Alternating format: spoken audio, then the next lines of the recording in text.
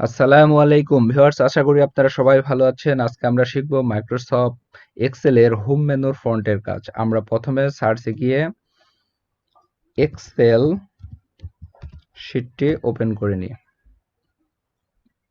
আমরা এখান থেকে ব্ল্যাঙ্ক শীটটি ওপেন করে নেব।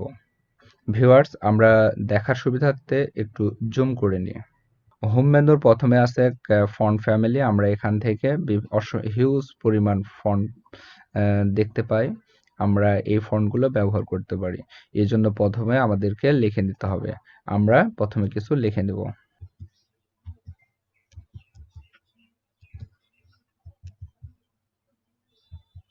আমরা লেখাটা একটু সেলসের মধ্যে নিয়ে নিই। তাহলে আমরা এখান থেকে ইচ্ছা মতো আমরা ল্যাঙ্গুয়েজ চয়েস করে নিতে পারি। এরপরে আছে ফন্ট সাইজ। আমরা ড্রপ ডাউনে ক্লিক করে এখান থেকে ফন্ট সাইজ কম বেশি করতে পারি। আমরা দেখতে পাচ্ছেন ভিউয়ার্স, আমরা এখান থেকে ইচ্ছা মতো ফন্ট সাইজ করতে পারি। এর পরের অপশনটা হচ্ছে ফন্ট ইনক্রিজিং। আমরা এখানে ক্লিক করে ফন্টটা বড় করতে পারি। আর এর পরের অপশন হচ্ছে ফন্ট ডিক্রিজিং। ক্লিক করলে ফন্টটি ছোট হয়ে যাবে। ভিউয়ার্স, এবার আসা যাক এখানে বি আই ইউ এর কাজ কি। আসলে বি এর কাজ হচ্ছে, বি হচ্ছে বোল্ড। আমরা বি এ ক্লিক করলে লেখাটি বোল্ড হয়ে যাবে। আর আমরা যদি আবার বোল্ড উঠাই দিতে চাই, আবার বি এ ক্লিক করব, তাহলে পূর্বের মতো স্বাভাবিক হয়ে গেল। আবার যদি আমরা আই ক্লিক করি, লেখাটি ইটালিক হয়ে গেল। আমরা যদি ইটালিক না রাখতে চাই, আবার আই ক্লিক করব।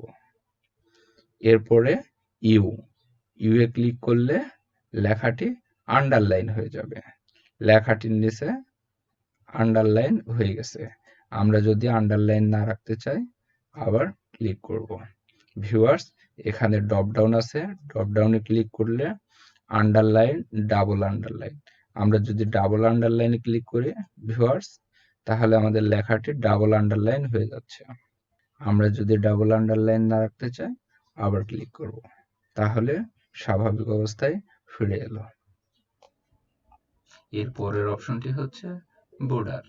আমরা বটম বর্ডার, আমরা এই সেলটি সিলেক্ট করে নেব। বটম, ভিউয়ার্স, বটমে বর্ডার। এই সেলটি আবার সিলেক্ট করে আমরা টপে বর্ডার দেব। ভিউয়ার্স, দেখতে পাচ্ছেন টপে বর্ডার হয়ে গেছে। আমরা নির্দিষ্ট একটা জায়গা সিলেক্ট করে নিলাম, all border. Viewers, all border হয়ে গেছে, দেখতে পাচ্ছেন। ভিউয়ার্স, আমরা যদি এই টেবিলটি না রাখতে চাই, তাহলে ইরেজার বর্ডার ক্লিক করব, বাস। আমরা যদি আবার বর্ডার আনতে চাই, তাহলে অল বর্ডার ক্লিক করলাম, বর্ডার হয়ে গেল। ভিউয়ার্স, আবার ইরেজার। এবার একটা ডিজাইন করব ভিউয়ার্স, ওকে। আমরা আমাদের মনের মতো করে টেবিলের একটা ডিজাইন করতে পারবো। এর পরের অপশনটি হচ্ছে ফিল কালার। আমরা এখান থেকে ব্যাকগ্রাউন্ডের বিভিন্ন কালার করতে পারি। আমরা ইচ্ছা মতো একটা কালার করে নেব। ভিউয়ার্স, আমি যদি এখানে কালার করতে চাই, তাহলে এর পরের অপশনটি হচ্ছে ফন্ট কালার। এখান থেকে আমরা ফন্টের বিভিন্ন কালার সিলেক্ট করতে পারি।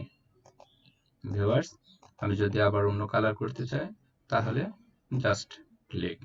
ভিউয়ার্স, আজকে আমরা শিখে নিলাম হোম মেনুর ফন্টের কাজ। পরবর্তী ভিডিওতে হোম মেনুর অ্যালাইনমেন্ট সম্পর্কে ভিডিও দেওয়া হবে ইনশাআল্লাহ।